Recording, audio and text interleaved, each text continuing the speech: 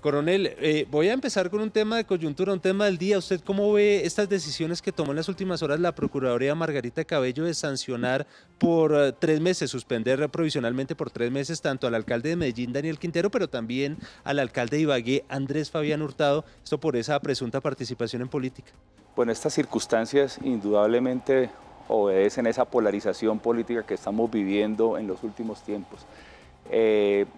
Siempre se piensa en las consecuencias, pero las causas a que nos ha llevado esta situación política se muestran desde hace mucho tiempo, ¿no? Ahora vienen reacciones respecto a por qué no se han sancionado también a otros funcionarios de gobierno. Uno considera que estos organismos de control, por lo que se ha determinado constitucionalmente, deben desarrollar las investigaciones indudablemente, pero la matización de lo político genera complejidades en el país y ojalá que las decisiones estén bien tomadas y pues vendrán las reacciones para determinar otras circunstancias respecto a funcionarios públicos también. Bueno, coronel, hablemos de usted. ¿Usted cómo es que llega a la política y cómo es que finalmente asume como fórmula vicepresidencial de la candidata Ingrid Betancourt? Bueno, esta es una circunstancia en la cual entro por efectos de una relación que yo tengo con Ingrid Betancourt, por efectos de la Operación Jaque. La Operación Jaque permite el rescate de ella y de otros colombianos. Hemos construido una amistad. Sin embargo, yo en otros tiempos, y guardando el silencio debido del artículo 219, tenía cierta admiración por ella, la veía como una persona muy valiosa en el campo político, la veía como una combatiente política, siendo yo un combatiente en lo militar. Y esto permitió construir una amistad por diversas circunstancias. Finalmente ella me pide en el 20º aniversario de su secuestro que la acompañe al Caquetá, porque pues, esos recuerdos eran complejos para ella. Y posteriormente me hace la propuesta, lo pensé un poco. Toda mi vida he sido funcionario público, desde los 16 años entré a la escuela militar a desempeñar las funciones del ámbito militar, y enfrentarse a lo político como muchos colombianos también lo era escéptico, aun cuando ese silencio que uno debe mantener como señalado. Decidí hacerlo porque pues estoy todavía en la posibilidad de servir. Considero una cosa que nos liga muchísimo y es el concepto de nuestra campaña que se llama Jaque a la Corrupción. La consideración más importante del Estado, de lo que yo he podido vivir. Muchas veces me cuestioné en el campo de combate el estar sirviendo al Estado con estas razones de corrupción que realmente son el fundamento esencial de muchos de los problemas del país. Claro. Bueno, hablemos un poco de hoy, lo que nos muestran las encuestas. ¿Qué piensan ustedes hoy desde la campaña que ha dicho Ingrid Betancourt? El porcentaje, digamos, de votos no les favorece en estas encuestas. ¿Ustedes van a ir en definitiva en esta primera vuelta o han pensado de pronto, como lo ha hecho Luis Pérez Gutiérrez, dar un paso al costado y adherir a alguna de las campañas? Bueno, esta es una discusión que se ha mantenido de los últimos resultados de las encuestas. Sin embargo, creemos que la posibilidad de una tercería es importante. La polarización que está viviendo el país es producto de circunstancias que no convienen a la democracia. Mantenernos es importante, llegar hasta el final es una de las posibilidades más importantes que hemos considerado. Ingrid sí ha hecho un llamado a la posibilidad de que las campañas podría llamarse de centro, incluimos al ingeniero Rodolfo Hernández y a Sergio Fajardo, pudiesen unirse y presentar una opción nueva una posibilidad nueva. Matemáticamente podemos ver el escepticismo y los votos en blanco. Esto podría generar una nueva circunstancia, estamos aún a tiempo, se está logrando generar unos diálogos, pero pues el problema reside en esa polarización. Lo veo complejo, pero hasta el momento vamos a ir al final. ¿Esa polarización son egos? Porque todos quieren liderar, todos quieren ir en esa primera vuelta.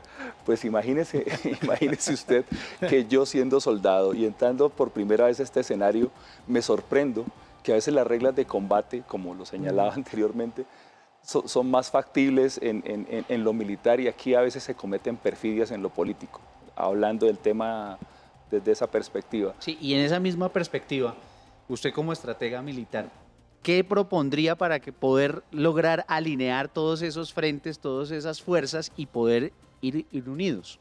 Pues mira, eso que tú hablas de los egos personales es complejo. Definitivamente, cada vez que yo recorro el país, pues, sin los grandes recursos que tienen las campañas, me encuentro con el escepticismo de la gente.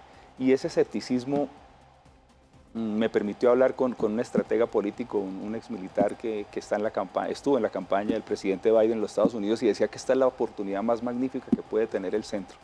Pero el problema es entenderse y comprender que la cantidad de encuestas que han surgido hasta ahora plantean posibilidades complejas. La discusión en pro de país y no de las personas sería interesante. Muchas veces nosotros nos centramos como seres humanos en nuestros egos. Y las circunstancias aquí más importantes son una Colombia que es escéptica, que por lo menos contesta las encuestas y dice no voy a votar o estoy todavía indeciso, los que van a votar en blanco, pero la otra inmensa mayoría de colombianos que no quieren hacerlo es el reflejo del escepticismo político en Colombia. Claro, coronel. ¿Cómo ve a sus rivales, a sus fórmulas vicepresidenciales de los otros candidatos? Ha estado, de hecho, en algunos debates con ellos. ¿Cómo ve esos compañeros, digamos, de esta contienda electoral? Yo pienso que la selección de los candidatos vicepresidenciales obedece a un cálculo político y pues tengo mucho respeto por ello. Inicialmente se trató de plantear que tenía una discusión con Francia Márquez por un comentario en el primer debate, pero finalmente como que limamos la cosa y yo respeto mucho sus posiciones. El respeto es importante en la política. Yo desafortunadamente acabo de leer un libro respecto a las fake news en el Imperio Romano. El mecanismo ha cambiado y estamos en las redes sociales. Y estos candidatos creo que son personas honorables, que están ahí por una escogencia, pero que tal vez somos un poco más prudentes nosotros en las discusiones. Cuando hemos tenido la confrontación, por decirlo así, se ha centrado más en las ideas. Y creo que ese es el reflejo que se le debe dar a los colombianos, más en un país que ha sufrido tantos conflictos y a lo largo de su historia, y que se centran específicamente en el uso de la palabra. Y el respeto ha sido la consideración y lo respeto muchísimo. Precisamente su experiencia militar es indiscutible y seguramente eso va a ayudar, va a aportar en la campaña de la candidata Ingrid Betancourt y por supuesto en una presidencia en caso de que lleguen a ganar en la primera y en la segunda vuelta presidencial. Usted, desde su perspectiva, ¿qué considera que son esos pluses, esas oportunidades que le puede traer a la campaña de Ingrid Betancourt? Bueno, el eje de nuestra campaña señalada se centra en ese eslogan de jaque a la corrupción. Considero que la experiencia que he adquirido en el campo militar, finalmente funcionario público he sido, se muestra en el conocimiento de país. No podemos abandonar la concepción de esta campaña, que si bien se ha centrado en el tema económico, los elementos de seguridad y defensa son supremamente importantes. Recorrer el país, no solamente por efectos de la campaña política, sino de estar cerca de las personas, muestran que el conocimiento propio de cualquier miembro de la fuerza pública es importante y la consideración de que Ingrid me haya puesto como fórmula vicepresidencial es una realidad de una circunstancia tan importante que ha existido para el país como son las fuerzas públicas, las fuerzas militares y de policía. A pesar de los errores y tal vez los crímenes que han estado señalados en la JEP y que seguramente surgirán en la Comisión de la Verdad, esperando que esto no se convierta en una verdad política, sino realmente como se centra en una reconciliación. El elemento de reconciliación es importante. El haber estado en el conflicto nos permite pensar en visión de país. Los militares siempre estudiamos geopolítica, relaciones internacionales. Estamos inmersos en un conflicto interno, pero creo que el aporte es muy importante desde las realidades de país. Claro. Coronel, desde esa óptica militar que usted la conoce muy bien, operativa, sí me llama mucho la atención conocer su concepto de cómo hoy el gobierno nacional ha enfrentado a estas bandas criminales. Lo que acaba de ocurrir, el tema del Clan del Golfo, este paro armado que dejó más de 4 días, por supuesto, en incertidumbre, que aún sigue generando también esa incertidumbre en todos los colombianos. ¿Se ha hecho el manejo respectivo? ¿Usted cree que el papel protagónico de las fuerzas militares, hay quienes dicen que no han visto a las fuerzas militares, que su presencia operativa no ha sido efectiva? ¿Cómo ve usted y analiza interpreta este tema del gobierno? Tú señalabas la expresión estrategia. Estrategia es una palabra hermosa que tiene una connotación superior. Estas guerras se ven desde el efecto del combate, de lo táctico.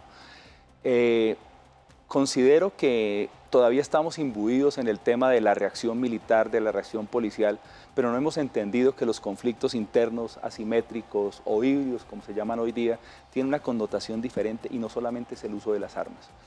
Cuando usted mira los sucesos del remanso en el Putumayo, muestra la importancia de tener una fiscalía que acompañe todos estos procedimientos, una procuraduría que esté con el esfuerzo militar. Las tropas se entrenan para acciones de conflictos en la defensa. Cuando las circunstancias constitucionales nos han determinado el uso de la fuerza en ellos, en el acompañamiento a la policía que debería enfrentar el fenómeno, tenemos que ser el concepto del Estado. Por tanto, estrategia no es solamente la acción armada, sino la acción en otros ámbitos. Es la combinación de esfuerzos integrales, en comunicaciones mismas a la población civil, en conectar a las personas, a los miembros de la fuerza pública con las regiones. Podemos ver que el Estado se ha acostumbrado por su falta de presencia en las regiones a enviar a la fuerza pública. Los sucesos de 1928 más o menos de la masacre de las bananeras, los he leído, muestran que esta ha sido la reacción constante del Estado. Esa no es la circunstancia y estrategia, es la combinación de todos los recursos del Estado, del orden nacional, para aplicarlos. Considero que tenemos que pensar en una combinación de mecanismos y no recargar siempre el problema a la fuerza pública. ¿Y en esa combinación de mecanismos cabe una posibilidad de diálogo con esos grupos narcotraficantes, como lo ha planteado el candidato Petro?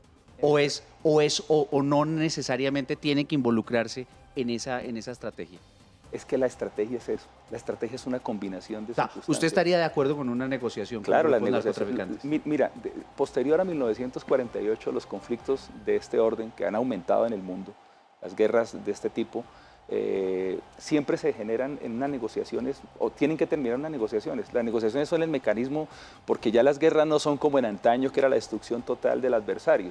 Entonces, los diálogos son supremamente importantes, la consideración de los mismos es parte de la estrategia.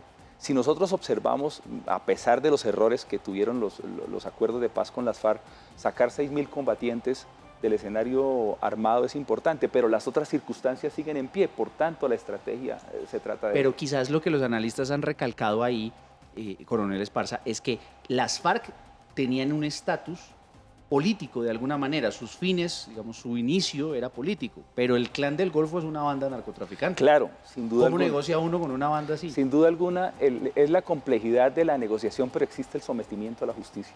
Las posibilidades que ellos se determine dentro de la legalidad están centradas, pero es que aquí también tenemos que entender que los efectos del punto 4, por ejemplo, de la negociación, no fueron bien determinados. Era lógico que, por ejemplo, en la salida de las autodefensas del camino, pues quedaron unos reductos que siguieron manejando el tema del narcotráfico. Cuando salen las FARC también, pues bajo un efecto supuestamente ideológico que no tiene asidero, realmente el tema es el narcotráfico y la minería ilegal. Entonces, pensar en los elementos complejos de la estrategia, inclusive la negociación, son importantes bajo la figura del sometimiento. En derecho internacional humanitario se puede combatir el Clan del Golfo, eso fue determinado y está decretado. Pero siempre la aproximación no es solo la guerra, sino otros elementos para tratar de contener este tipo de amenazas. Aquí también tenemos una cosa que yo he señalado en estos días y me han puesto en tela de juicio, y es la importancia de que un Ministerio de Defensa esté también en la experticia de una persona que lo haya vivido con anterioridad. No estoy señalando... Estoy señalando, el ejemplo de los Estados Unidos o de naciones en confrontación. Estados Unidos está en confrontación, Israel está en confrontación, y esto también implica que el concepto de la estrategia no sea solamente el accionar, sino también la combinación de medios de lucha.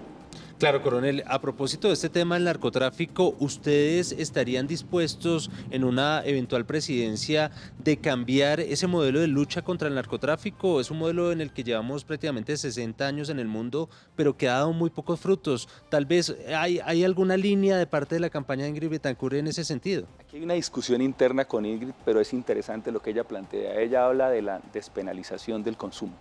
Esa despenalización del consumo genera cierta problemática para el Estado al tratar de asumir esa función de entregarle a las personas adictas, pero generaría las posibilidades de que la policía se concentre específicamente en otras tareas.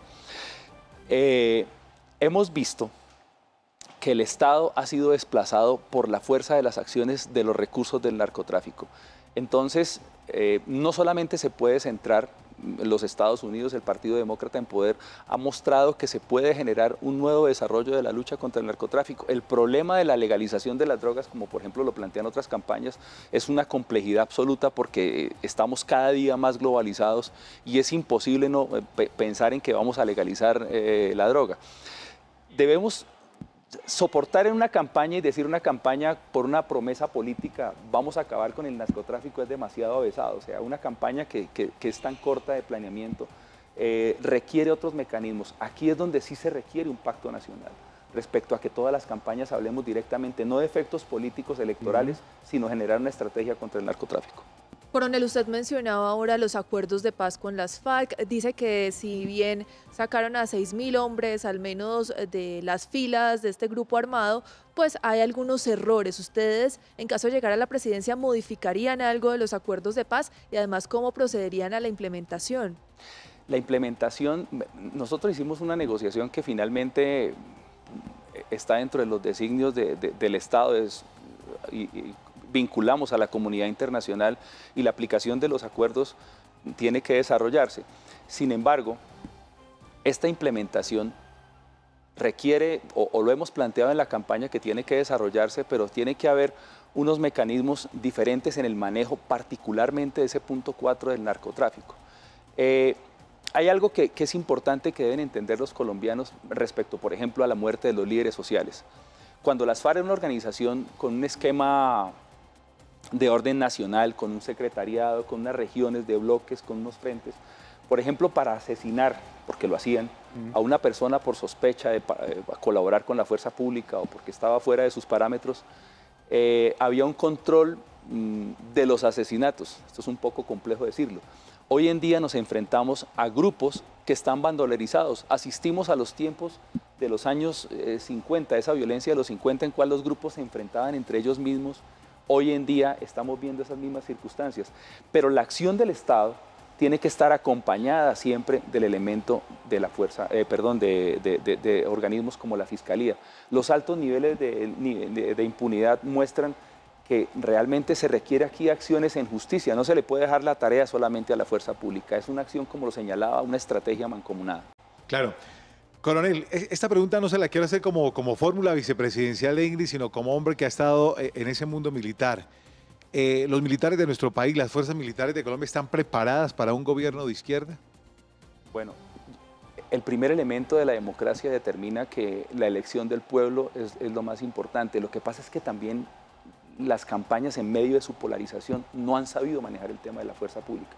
Vayamos a ese famoso trino que surge, un retrino de una persona que fue miembro de la fuerza pública, que es un suboficial que está en la campaña de Petro, y de pronto el candidato lo retrina.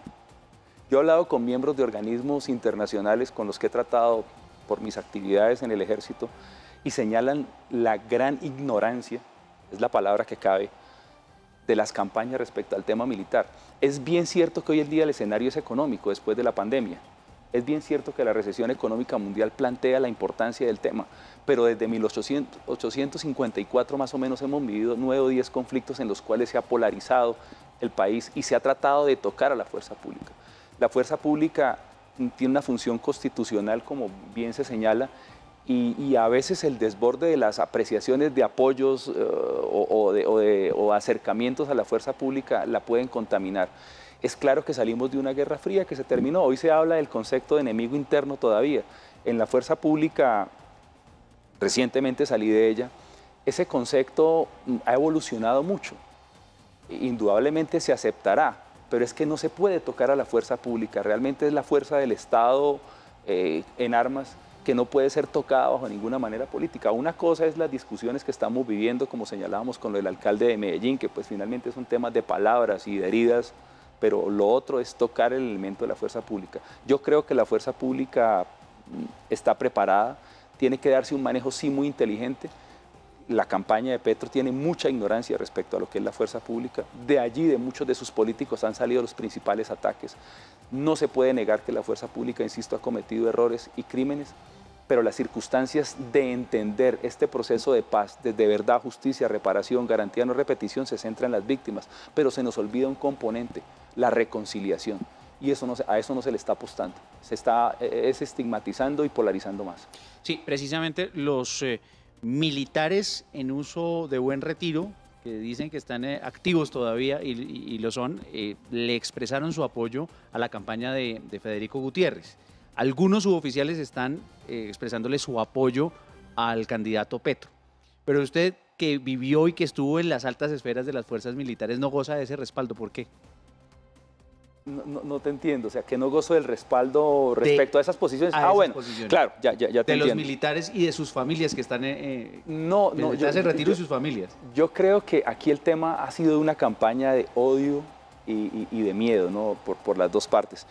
Yo tengo un acercamiento importante, debo decirte que tengo el respaldo de muchas personas,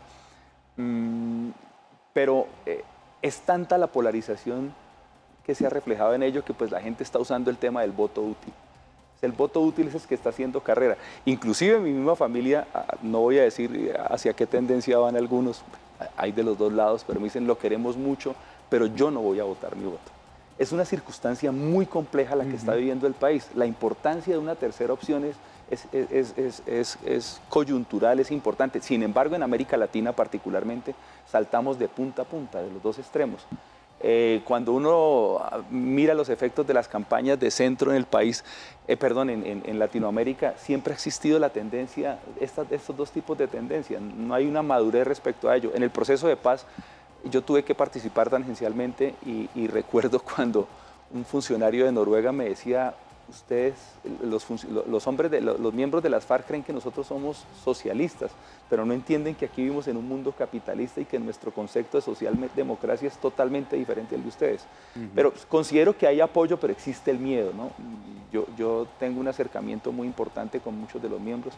Surgió por mi salida un poco medio abrupta y he recibido el respaldo de muchos.